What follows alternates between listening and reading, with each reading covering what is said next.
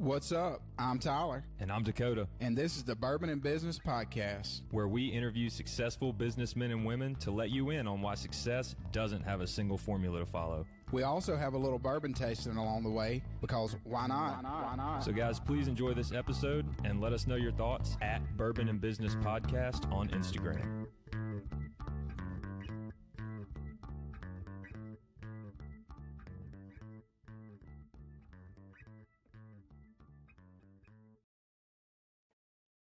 Coming to you from the Bourbon and Business Studio here at the AC Hotel in Ridgeland, Mississippi. I'm Tyler.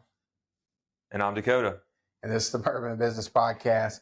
How you doing this afternoon, Dakota? I'm great, Tyler. How are you? I'm doing phenomenal. We got a great location here at the AC Hotel. We do. You want to tell our listeners about what they have here? I do. The AC Hotel is the premier hotel here in the Jackson metro area. They've got breakfast, lunch, dinner. They've got a full bar. They've got meeting spaces. They've got event spaces. They've got events.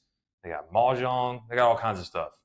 If you need a place for a business meeting, to put some family in town, whatever you need to do, this is the place. For sure. You want to introduce our guest to us? I do. Today we have special guest, Gavin Snyder, founder of Gavin Snyder Events and Evergreen. Gavin, welcome. Thanks for having me. And I'm going to piggyback on the AC Hotel. As an event planner and a wedding planner here in our city, the AC Hotel is by far the most premium spot for a room block and for your dinners. And so kudos to Nikki, who's the sales rep here, and the whole team at the AC Hotel. But non-paid testimonial. Non-paid testimonial. Although I would love a free room now and then. So if you're all watching this, I have Marriott points. There you go. But yeah, thanks for having us. Yep. Thanks for having us. Glad to have you. For me. And then what are we sipping on, Dakota?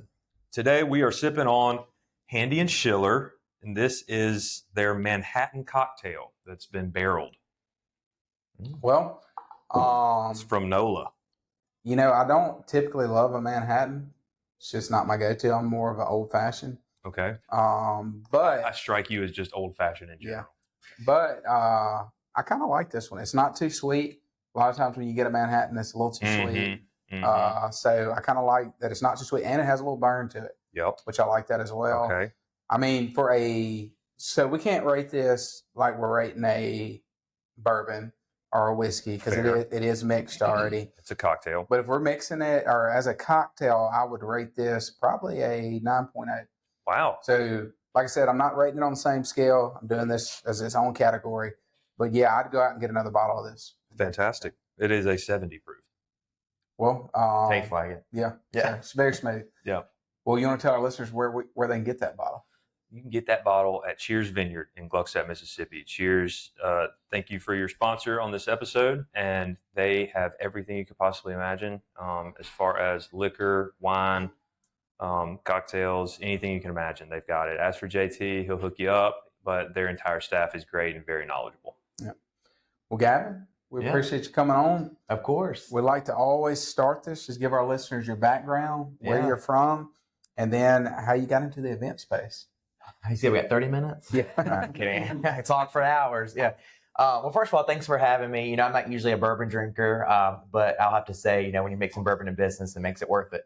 But so a little bit about me. I'm 32 years old. I'm originally from Mobile, Alabama, born and raised. Went to school at Southern Miss in Hattiesburg, Mississippi, which is where I got my Mississippi root to the top, which is where I got my Mississippi roots from. But all that to say, I tell people all the time when they always ask me about myself, my biggest thing is I talk about my career. A lot of people talk about their personal lives, or I graduated from this, and then I met my wife or husband and had kids, whereas my life has really been my career and my interest in the event realm. And so, like I said, born and raised in Mobile, went to school at Southern Miss, is where I really got into the events world, did all the on-campus events and concerts and the Miss Mississippi pageant and Eagle Palooza, which we had Icona Pop when they were on tour with Miley Cyrus. We brought them into the Mississippi Swedish group. So did all that, moved down to New Orleans after college, worked in hotels for Marriott, if you know, worked down in hotels, went back to a hometown of Mobile. All that to say, I moved to Jackson in 2018, fell in love. It worked out, luckily. Wasn't for vain, but I moved here for love in 2018 and really started kind of from the ground up working in events here. I worked in politics for a little bit, and then I worked in corporate events for Trustmark National Bank, where I did all of their PR and their customer-facing events. Wow. But all that to say, kind of, from the 10 years from graduating from college in 2015 to where I'm at now, it's been a whole chain of just learning different jobs throughout the trade in the events world, from working in hotels and working in catering and working in florals and all those types of things. It led me to starting my own business. And so we've been in business. Gavin Snyder Events has been in business since 2019. So we cold hard launch right before COVID, and it was the best decision we ever made. People were still having weddings, unfortunately, in COVID in Mississippi, so it didn't affect us too much. We just had to mask up a little bit and distance a little bit. But yeah, and so I've been in business since then. It's really been a fun effort to watch this business grow and see how not only Jackson in Mississippi accepts this business, but also how the whole Southeast region. We do weddings and events from not only the state of Mississippi, but down in New Orleans and over in Alabama, down the panhandle of Florida. But yeah, so super excited. Just launched the flower side to our business this past summer and opened a storefront in Highland Village here in Jackson. If y'all are familiar with the Jackson area, Evergreen, where now we enhance our events with our own floral products. And so, but yeah, so again, I could talk for hours about me and my career, but one thing to know from that is that, my whole life has been events centered. And I think that events, make the world go around, and, not to be morbid, but I think that when you're laying on your deathbed and you're looking through your life of what all you've accomplished, it's all centered around events, whether it be a birthday party or graduation or a wedding or some fun event or dinner you went to. That's the moment you remember throughout your life. And so I am blessed, as opposed to a lot of other people that work dead end jobs they hate. I'm blessed to work in a job where I get to be there at the most pivotal moments of people's lives and make memories with them, and they trust me to do it. That's fantastic. Yeah. Well, tell our listeners a little bit about, because we have a lot of listeners that are, maybe looking to leave the corporate American job, leave their career, and do something that they're passionate about. Right. What was it like from you going from working for a company to going out on your own? It's a little scary. A large company too. Trust me, that's a large bank. It's the largest bank in Mississippi. Yeah. It's a little scary. I have to admit, one thing about me that you would not believe what I'm about to tell you is I did not have, at least I believe so, I did not have this entrepreneur spirit. I love the idea of using my talents for somebody else and clocking in, working for the man, clocking out, unplugging, and having a great life, Sure. But there was just something about that. And if the people listening that need to hear this are probably experiencing this right now, if they're in a job that they maybe want to explore and do something a little bit more creative or find their passion, my biggest advice is just to go for it. I always say our biggest mistake in life is we're so much worried about where we're at or where we're trying to go. But I always say the best piece of advice I can give to any business leader is think about where you were in the past.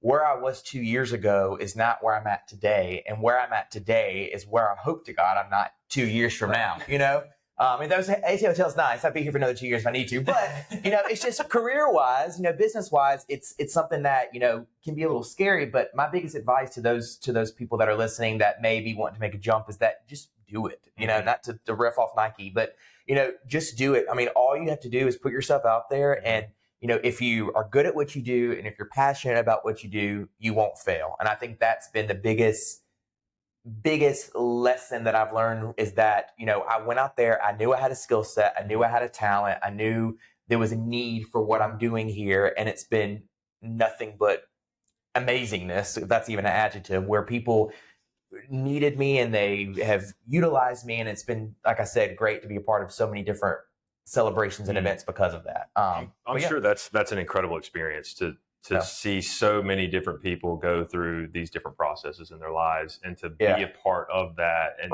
you've just got so much in your head now from different moments and things to pull from too.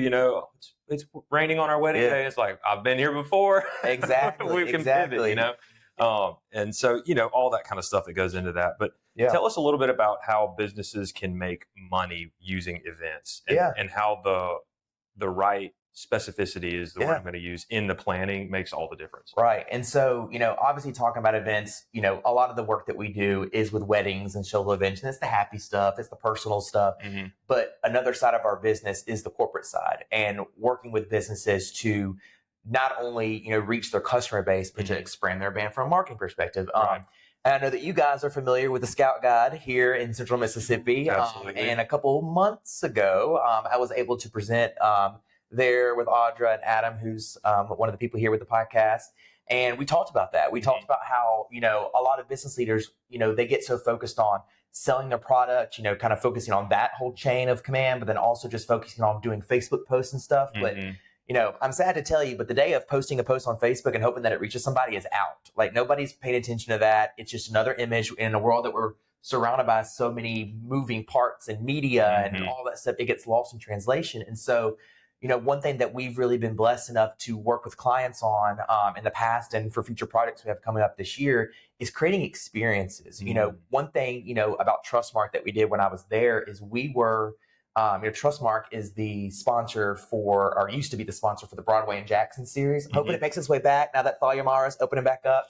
But one thing that we did that I thought was really clever, that was kind of my claim to fame here in the city, is that we would do pre-show parties where, you know, we could easily invite, the bank could easily have invited their customers, given them a ticket and say, all right, you know, good luck, have fun at the show. But we took it a step further. We said, let's create an experience for them so they get to know the people they're working with. They get to know the brand that they've trusted with their money, and they get to see interactions with people they normally wouldn't see interactions with. You know, be with fellow customers who have also put their trust in this brand. You know, it's a multifaceted thing. And so with that event, we, instead of just giving them tickets, we did a quick 30-minute event before the show. We would theme it out, whatever show it was. Like, I think one of the shows we did was Sound of Music. And so we did at the Westin, and we had, I mean, bratwurst and a German beer bar and a polka band, and we just immersed them in his experience. A polka band? A polka band. Fun fact, Jackson has a really good polka band here locally. In case you're wondering. They do. They do. Ask your friends at Hal & Mouth. They will find it for you. But it's a thing. But yeah, so I kind of insinuate that, you know, kind of turning that whole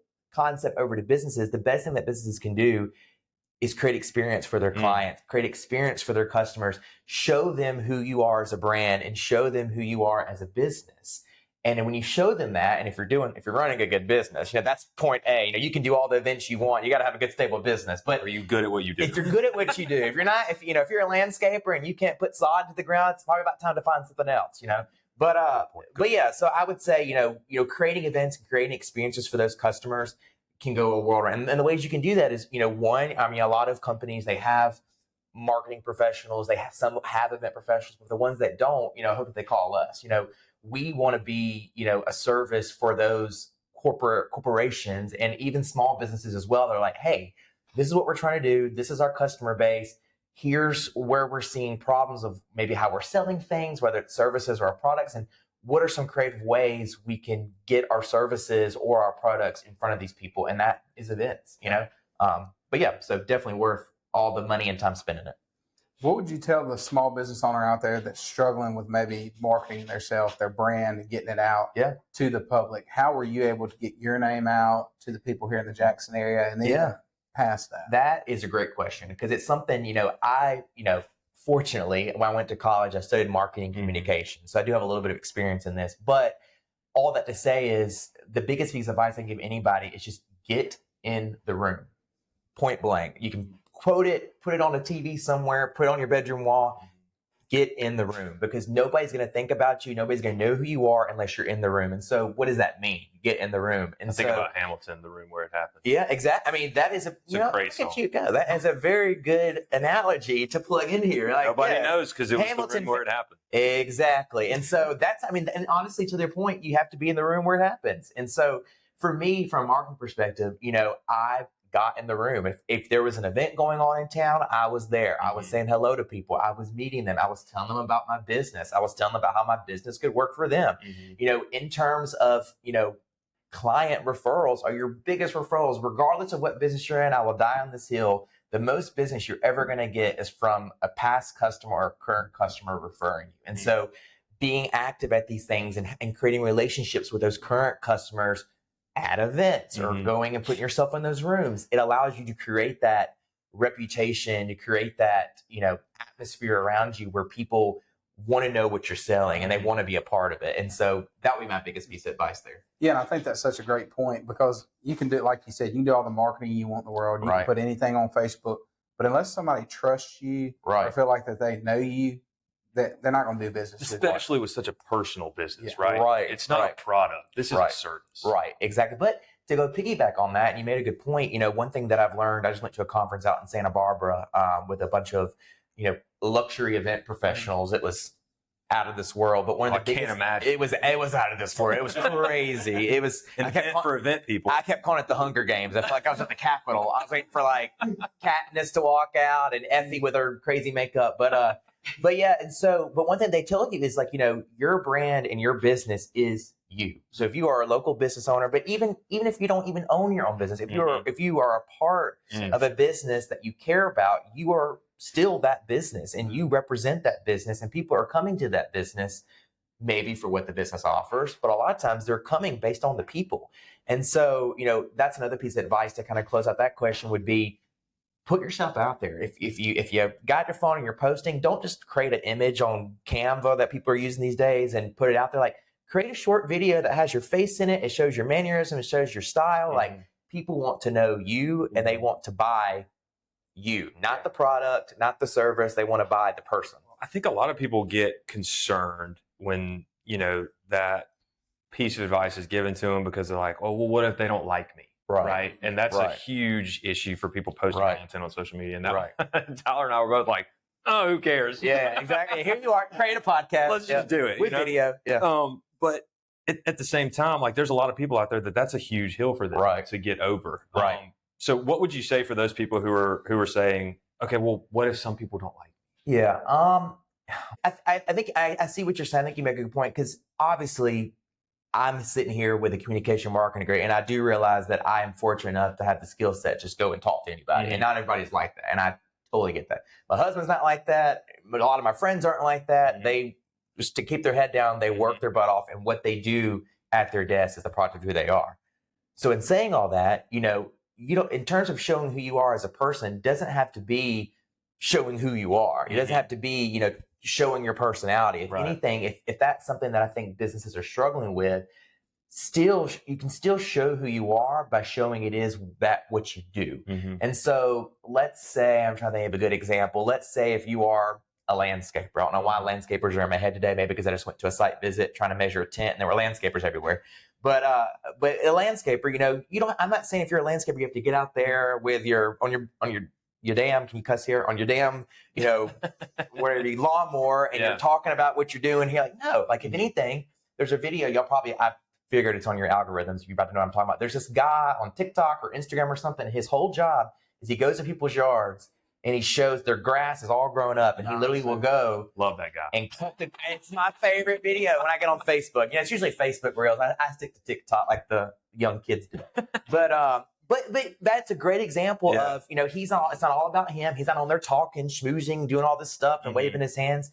He shows a need. He goes and fulfills that need, and he shows how he does it well, and it is marketable. So that's a great example for people who may not feel comfortable in front of the camera or may not feel like people, quote unquote, like them. Show them what you do. And if you're not proud of the work you're doing, again, I'll say this, switch career paths. You know, find something else that you're proud of, and that pride will make you successful. Piggybacking off of that, segueing into this next question that I had, how does confidence play into launching your own business? Does it come before, after, during, a mix? What would you say? I think it's going to be different for everybody, but for you. Yeah, for me, I think it came before, you know, because with a business like this, you really are selling yourself. And so to your point of like, oh, is people going to like this? But so for me, the confidence had to come before, because like, I see this need, I know my talent, I know my skill set. So I have to be confident enough to put myself out there and show people what I can do. And so that's part of one thing. But for a lot of people, I think confidence comes, you know, at the beginning, in the middle, and the end, because a lot of people, if it's more of a product, their confidence in their product, maybe not so much their self. And so I think it really depends on the business and kind of what the structure of that business is, whether the confidence is important or if the product speaks for itself. And there are some great companies out there where the product is what is the priority. Nobody cares about who's behind the scenes. But yeah, so I would say for me, you know, confidence was important at the very beginning. And, you know, and luckily for me, I'm very, very blessed to grow up in a family with friends and all that have unfortunately probably boosted my ego a little too much. You know, sometimes I have to bring myself down to earth. I'm like, all right, y'all say I'm good at that, but are you sure? You know, like this, you say this blazer looks good, but are you sure it looks good? You know, that kind of thing. So I think confidence it's important. And I think it's something that every business owner should have, and every business leader, every business person should have.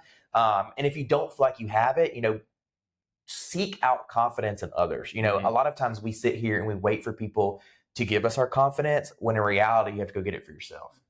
So that's the biggest piece of advice I'd give there. And I think one thing you're touching on there is, like you stated earlier, if you have a good solid business that that people are going to, whatever the service is or whatever the product is they're going to buy, then it really comes down to, are you willing to execute on the plan? Right. And the plan is, hey, am I going to go out and, like you said, put yourself in the room with these people? Right.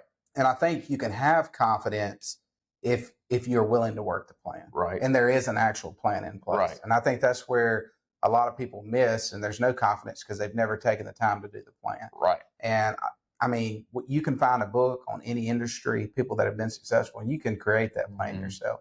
So I think that's some very wise words there. Yeah. I go back to like medical professionals and lawyers, accountants, people who do a lot of like repetitive tasks. Well, how do you think they got so confident in their careers? Right. That surgeon has done hundreds of these surgeries before, right?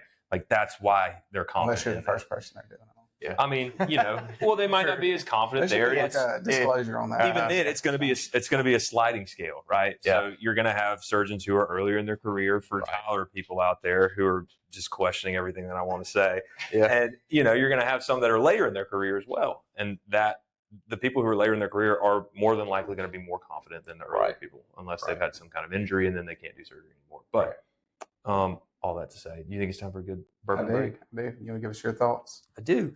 What was this called? Handy and Schiller Manhattan from NOLA.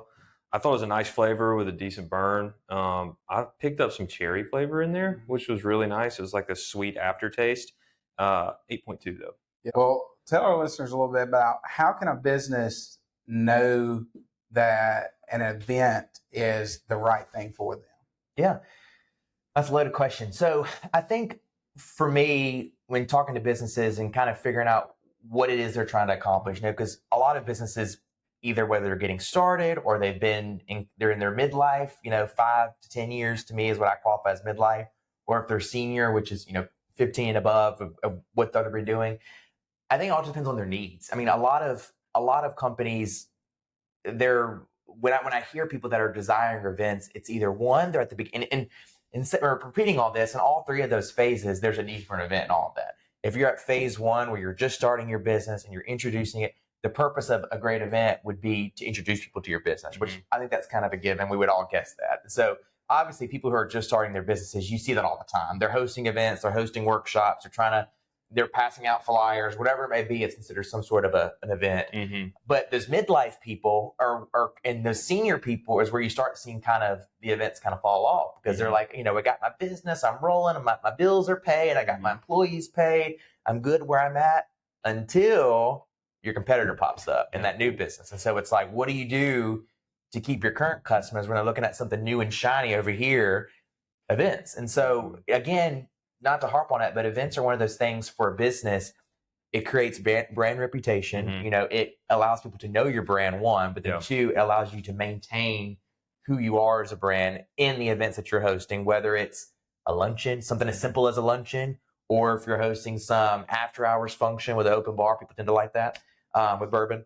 And so, in saying all that, I think you just have to evaluate what the business have to evaluate what their needs are. And a lot of them, usually it's either maintaining their customer base, introducing something new to their customer base, or for those senior companies, just showing appreciation. Because if you're a senior company, most likely you have customers that have been with you from the very beginning. And the way you maintain them and keep them on that stride is you show them that you appreciate them. And that's with an event. That's inviting them to something. It's showing them that you care, and you're not just about taking their money and giving them a product or giving them a service. It's, we're here. We're glad you're a part of this business with us. We can't have this business without you as a customer.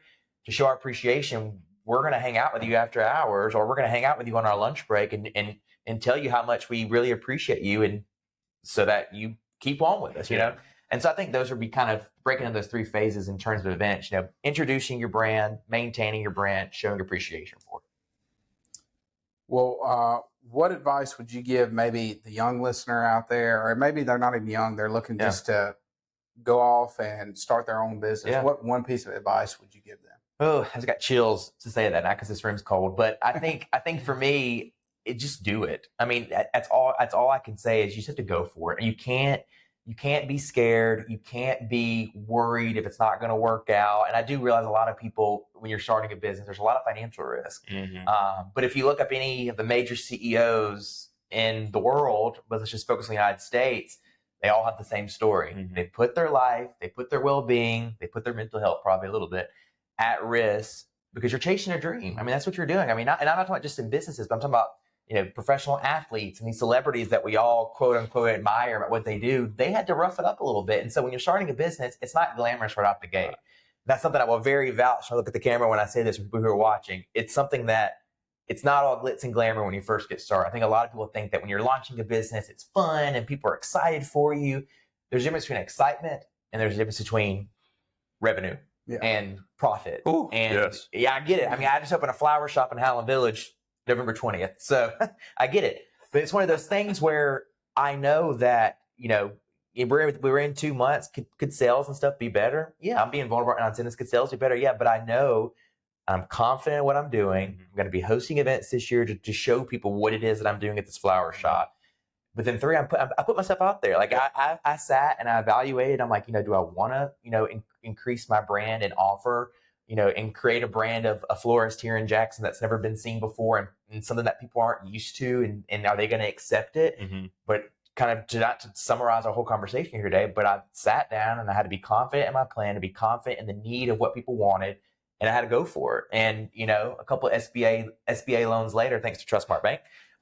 Thank you, Isaac Parker, if you're listening, for all the support there. But a couple of SBA loans later, I mean, I'm sitting at a great spot with the flower business, my event business. And it's all because I went and did it, and I had fear, and there's been many tears and stressful anxieties. It's one of those things where it helps, and it helps, keep people confident, and it helps people put themselves out there. Yeah. So I think, along with that, some people would say, well, I'm not willing to risk that. I'm not willing to do that. I'm not willing to put myself out there. I'm not willing to take the possibility of a failure. And to those people, I would say, well, this is not for you. Right. You know what I mean? Like it's not for everyone. And I think that's something that social media has kind of created. The media in general has kind of created of, look at all of these successful entrepreneurs. They all did it. Right. You know how many failed? Yeah. Right. So it is a possibility to fail. And if you are worried about that, then this might not be the path for you. And that's okay. Yeah. Like there are plenty of other ways that you can have an entrepreneurial mindset, or you can be in like a sales job. Like how you talk about insurance, being your own business all the time. Like you're a rep. So, your book is your business, right? So you are still your brand and everything, even though you're under the umbrella of a company. But you've just got to determine what you're willing to risk and actually do like an intake or like a balance sheet, a net worth statement, if you will, of your life. And like, what is most important? What can I risk?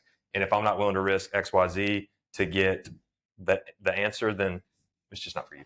Yeah. And I think it just, like you said, it comes down to, I think you have to look at it and evaluate it and say, hey, 20 years from now, would I be able to live with myself if I didn't take this chance? And if you wouldn't be able to, then you need to do it. If you would be able to, then you probably shouldn't. Right. That's something I tell people all the time is the what if clause. I say it way too much probably in my day-to-day life, but also to my clients, my customers that I work with, is you never at any point in your life want to ask what if. I'm not talking about just like, starting a business, but just in general, bottom line too. What if I went over here? Or what if I would have bought that? Or what if I would have started this business? And so to your point, if you feel like you're always going to have that question, well, what if, then maybe you need to go do it, Or if you're not asking yourself those questions every day, then you're good where you're at. Don't try to be somebody you're not, So true. Well, Gavin, tell our listeners if they're wanting to get in touch with you, or maybe they're wanting to host their own event, what is the easiest way to find you? Yeah, so we're on Instagram, and we have a website. It's just Gavin Snyder Events. It's pretty easy to remember. And so, our event planning and wedding planning company, where we do wedding planning and event planning and design, is Gavin Snyder Events. And then our sister company is Evergreen by Gavin Snyder Events, and that's the flower shop. So for you too, if you got some special ladies at home, come grab. So we have a bloom bar. We can come in and buy some stems every day of the week besides Sunday, because that's the Lord's Day. And then we got, pre-made arrangements. So I have a set menu that you can go through and choose from. But then we also do custom pieces. So we had somebody come in just today to say, hey, I have a friend. She's not having a good day. These are her favorite colors. This is what I want to spend for an arrangement. Can you make me something? Boom, we made it. She took it to her friend. Happy day. So, nice. But yeah, you can find us on Instagram, Facebook, TikTok. if you Google my name, unfortunately, my cell phone, I think, pops up. But, call me. If you got money, call me. I'm kidding. I'm kidding. If you don't have money, you can call me too. If you don't have money, you can also call me. Yeah.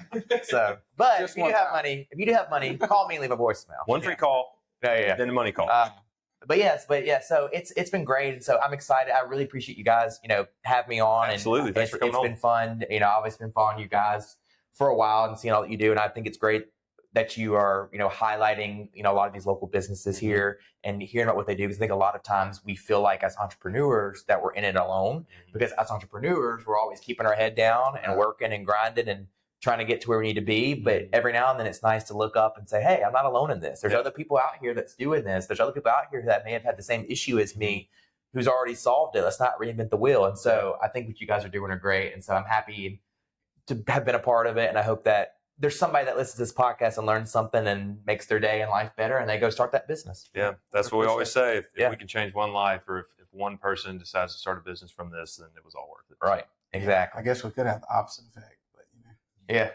For those listening, Let's not think. Yeah, for those listening who didn't have the willpower, go back to your desk job. Yeah. Drink some bourbon still, but go back to your desk job. What have we done? Gavin, you want to give us your rating on the? I will say I would give it an 8.5, only because it's from New Orleans. I'm a New Orleans lover. I do a lot of work down there. I live down there. I bet those are some crazy events. They are, but they're fun. I'm pretty sure I served this exact bourbon at a wedding I did on the 26th or after Christmas. Fantastic. Yeah, and so, I would give it an 8.5 out of 10. Got a nice kick. Very nice. What did you give it, Dakota? I was at an 8.2.